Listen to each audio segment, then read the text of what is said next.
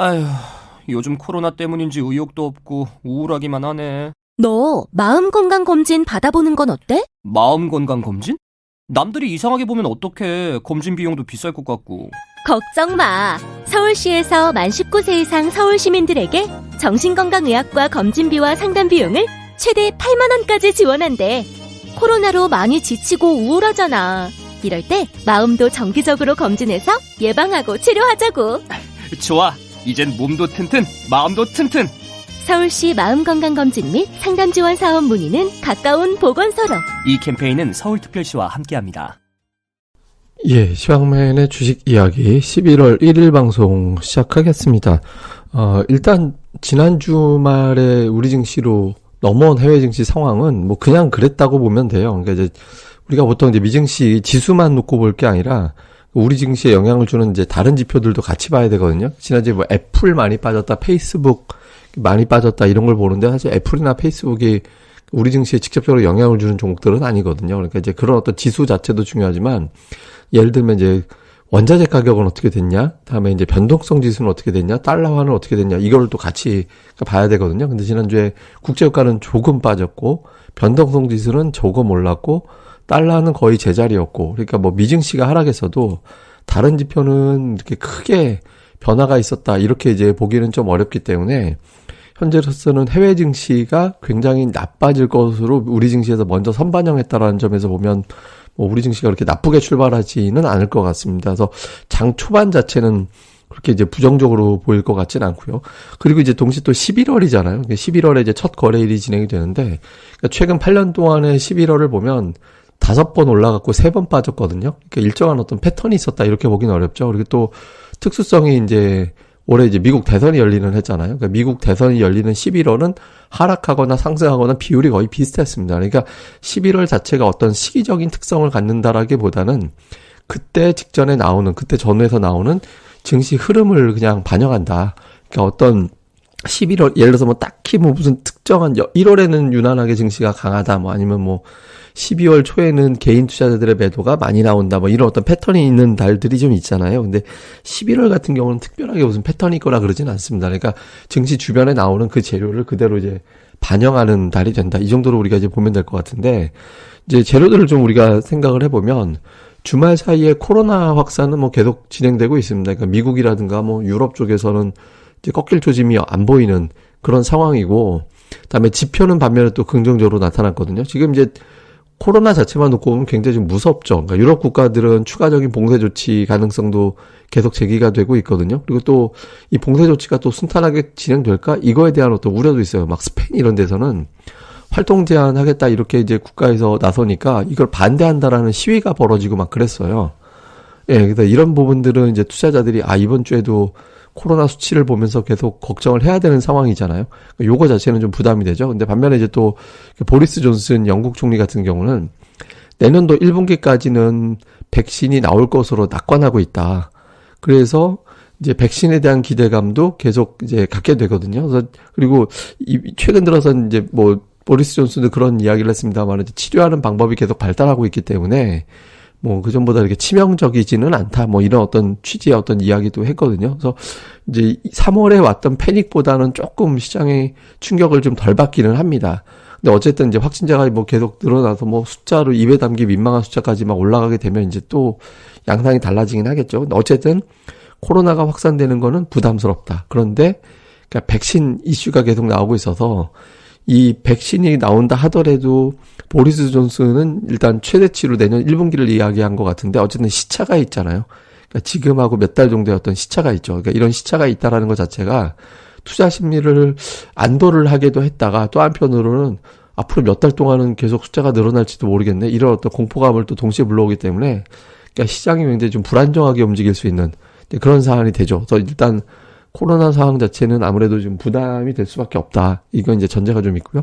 반면에 이제 지표를 놓고 보면 10월 수출 데이터는 긍정적인 효과가 있었다 이렇게 볼 수 있겠죠. 그러니까 전체 수치는 감소했지만 이제 영업일수가 조업일수가 줄었잖아요. 그래서 조업일수를 감안을 해보면 일평균 수출은 9개월 만에 증가했어요. 그러니까 전년 대비 5.6% 증가했는데 이게 1월에 4.2% 증가한 이후 처음이었고요.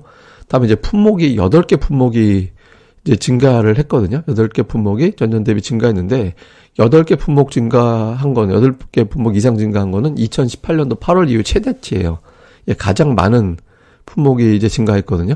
그리고 이제 토요일에 나왔던 중국의 제조업 지수도 보면 예상치를 상회했습니다. 다만 이제 전달 대비 0.1 정도 낮아져서 좀 낮긴 했지만 어쨌든 예상치는 상회했거든요. 그러니까 중국의 제조업 상황이 양호하다라는 거는 또 우리 입장에서도 괜찮은 대목이 되잖아요. 그러니까 중국이 또 반도체 수입을 되게 많이 늘렸기 때문에 또 우리나라 대기업들이 물론 이제 반도체 수입 늘린 건 뭐 파웨이 이슈 때문에 이제 갑자기 이제 사재기 하면서 이제 그렇게 된 측면도 좀 있었겠죠. 근데 어쨌든 지표만 놓고 보면 요거는 또 이제 시장을 지탱해 줄 수 있는 우리나라 수출 잘 되는데 뭐 그리고 이제 그 극단적인 봉쇄가 몇 달 동안 이어지지는 않을 거니까 또 금방 또 회복되겠지 뭐 이런 어떤 기대감이라든가 경험을 갖고 있는 상태라서 요런 지표는 또 시장을 또 지탱해 줄 수 있는 그런 이제 이슈가 되거든요. 그래서 코로나 상황이라는 어떤 부담 속에서 이런 어떤 긍정적인 지표가 조심스럽게 이제 반등을 시도할 수 있는 일단 이제 명분은 하나 던져줬다. 이렇게 보면 되겠죠. 근데 이제 관건은 역시 그러니까 미국 대선을 앞두고 있는 상태이기 때문에 이 대선을 앞두고 있는 상태에서 시장에서는 두 가지가 충돌이 될 거예요. 그러니까 하나는 뭐냐면 대선 앞두고 얼마나 무시무시한 이야기가 나돌고 있어요. 막 트럼프가 반드시 아마 불복할 거야. 불복을 하고 그 지지자들은 지지자대로 이제 당선이 됐다라고 막 좋아하는 이긴 쪽의 지지자들, 졌으면 억울하다고 얘기하는 지지자들이 막 동시에 막 몰려나와서 이게 충돌이 될 수도 있다. 예, 그리고 그 몰려나오는 과정에서 이 사람들이 마스크를 할까 안 할까? 그러면 미국에 또 대대적으로 또 번지는 계기가 되는 거 아닌가? 그러니까 이런 걱정도 있거든요. 그래서 이런 부분들을 걱정해서 또 일단 반등 나오면 매도해야지 이렇게 생각하는 사람들이 있을 거고 반면에 어차피 선거는 끝났다. 그러니까 미국 대선은 이제 바이든 승리 지금 주말 기준으로 보면 바이든이 여론조사 평균 7.8% 앞서고 있다라는 여론조사 결과가 나오고 있거든요. 그래서 이런 부분들을 감안을 해보면 또 이제 지금은 어차피 바이든이 이길 거고 트럼프가 뒤집거나 이게 접전으로 나오기는 애초부터 어려운 거 아닌가 이런 어떤 인식이 있거든요. 그래서 이런 거는 차라리 지금 같을 때 오히려 이게 생으로 조정받아 왔어요. 코스피가 2,400 훌쩍 넘어갔다가 지금 거의 고점 대비 한 200포인트 가까이 밀린 거잖아요.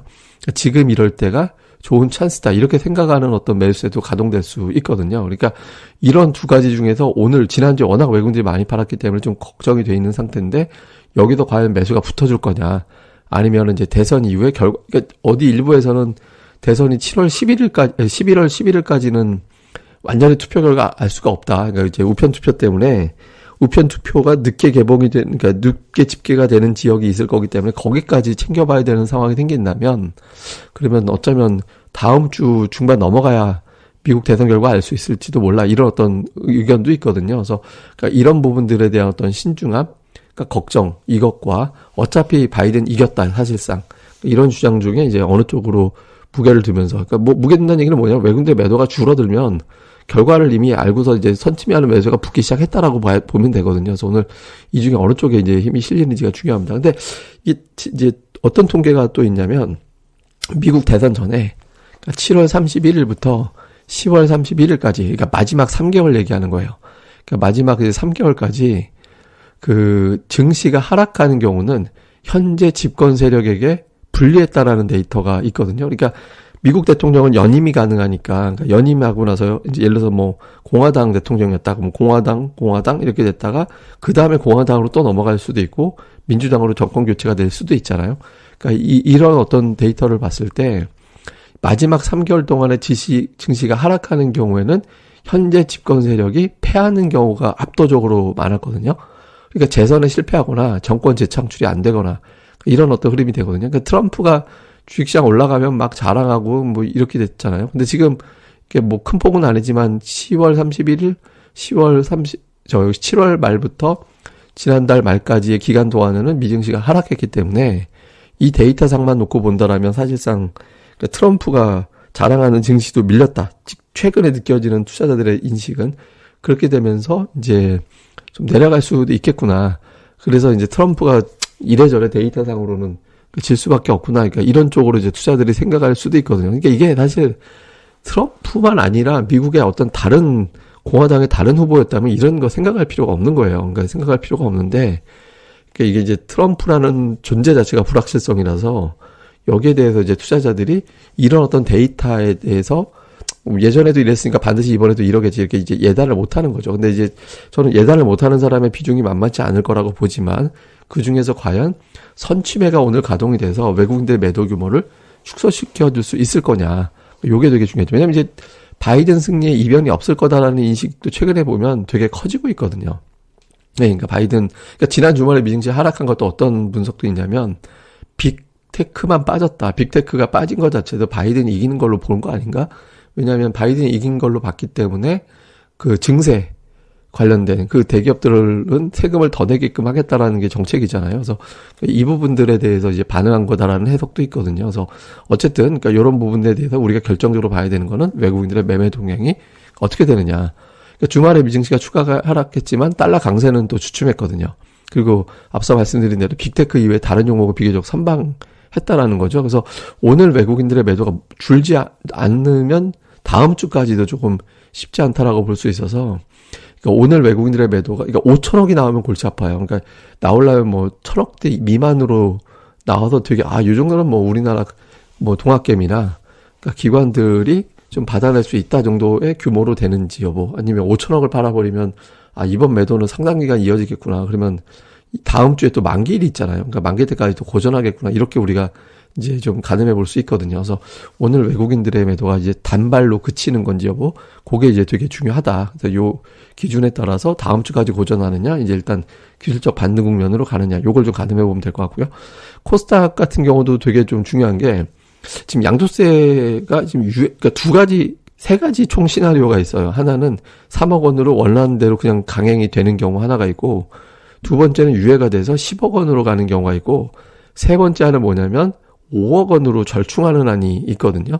그러니까 이게 절충 5억하고 3억하고는 또 뭐 차이가 있죠. 물론 있는데 어쨌든 그것도 또 숫자 장난이라고 또 이제 반발하는 것도 없잖아 좀 있을 것 같긴 한데 어쨌든 이제 외국인 투자자들이 매수하고 있었던 흐름이었다가 지난주 목금 되면서 이제 매도를 확 해버렸잖아요. 근데 양도세가 이제 원한 대로 가지는 않을 것 같다라는 분위기가 형성이 되면서 좀 코스닥의 매수세가 가동될 수 있는 그런 상황도 되고 있거든요. 그래서 요게 이제 좀 아직 단정적으로 우리가 알 수 있는 상황이 아니라서 그러니까 양도세 관련하고 보면 완전히 확정된 게 없잖아요. 근데 일단 쏟아지는 뉴스상으로는 적어도 3억 원으로는 안 가는 것 같다. 이런 쪽이 좀 나와서 요게 이제 코스닥 시장을 이제 방어해낼 수 있느냐. 그러니까 지금 여기서 종목들별로 신용 물량 터질 종목들 되게 많거든요. 그러니까 여기서 밀어버리면 2시 구간에서 물량 터지는 것들이 반복되면서 좀 되게 고전할 수도 있거든요. 그래서 오늘 이제 코스닥이 좀 올라가고 이 과정에서 외국인들의 매도가 되게 진정이 되는지, 그러니까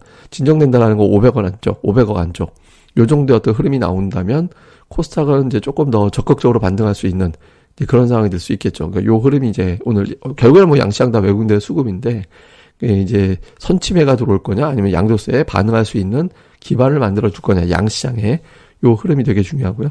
다음에 이제 주도주인데 지난주 후반에는 반짝하고 이제 언택트 구간에서 강했던 종목군들 뭐 일부 바이오라든가 인터넷주라든가 전자결제 관련된 종목이라든가 이런 종목군들이 일부 좀 강세를 보이기도 했었거든요. 그리고 기관 같은 경우는 이제 반도체, 자동차, 2차 전지 뭐 이런 거를 또 매수했어요.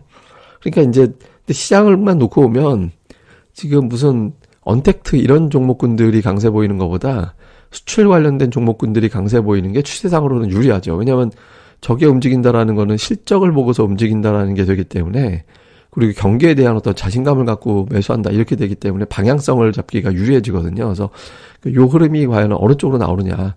앞서 말씀드린 대로 특히 이제 미국 대선 결과 보고 움직일 거냐 아니면 이제 미리 선침해가 가동될 거냐 이런 거를 보는 것도 중요하지만 결국에는 이제 이후에는 결국엔 다시 매수세가 가동이 될 가능성이 높거든요. 그러니까 어차피 코로나 스케줄을 생각을 해보면 단기적으로 확진자 폭증 이 상황에서 불안하기 때문에 이제 시장은 변동성 조정 그 국면 이후에 이제 백신이라는 뉴스가 작용하게 되고 실제 백신이 접종되게 되고 미국에서는 추가 부양안이 나오게 되고 그러니까 이런 어떤 스케줄들이 또 있거든요.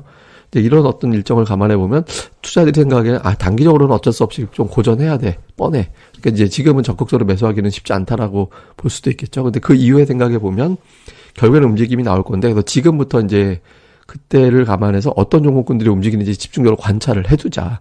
그래서 언택트 수출주, 실적 기반, 다음에 이슈에 집중하는 종목군들 이렇게 다양한 어떤 것 쪽에 어느 쪽에 무게를 두느냐. 방향성 잡기에서는 수출주와 실적에 기반한 종목군들이 움직이는 게 좋고 방향성이 없이 그냥 종목별로 불안정한 양세가 된다면 언택트라든가 이슈 중심으로 움직이는 종목군들의 관심이 높을 거고 이런 것들을 자꾸 관찰을 해볼 필요가 있습니다. 그래서 이제 특히 기관의 수급이 어느 쪽으로 가는지 이걸 좀 봐야 될 것 같아요. 그래서 단기로는 변동성은 좀 나올 수밖에 없습니다. 그러니까 이슈가 좀 있으니까 지금 제가 지난주부터 계속 말씀을 드리죠. 근데 지금은 주도주에 대한 어떤 연구가 되게 중요한 구간이라서 이 변동성 이후에 어떤 종목들이 치고 나갈지 이런 것들이 중요해서 이제 기관의 외국인들이 계속 물량을 일관되게 모아나가는 종목들 이게 뭔지 이걸 좀 잘 살펴보시면 좋을 것 같습니다. 그리고 제가 이제 가끔가다 한 번씩 좋은 글 올라오면 이 글을 한번 꼭 가서 보시라고 그 말씀을 드리잖아요. 그러니까 이번에 또 이제 좋은 글을 또 올려주셔서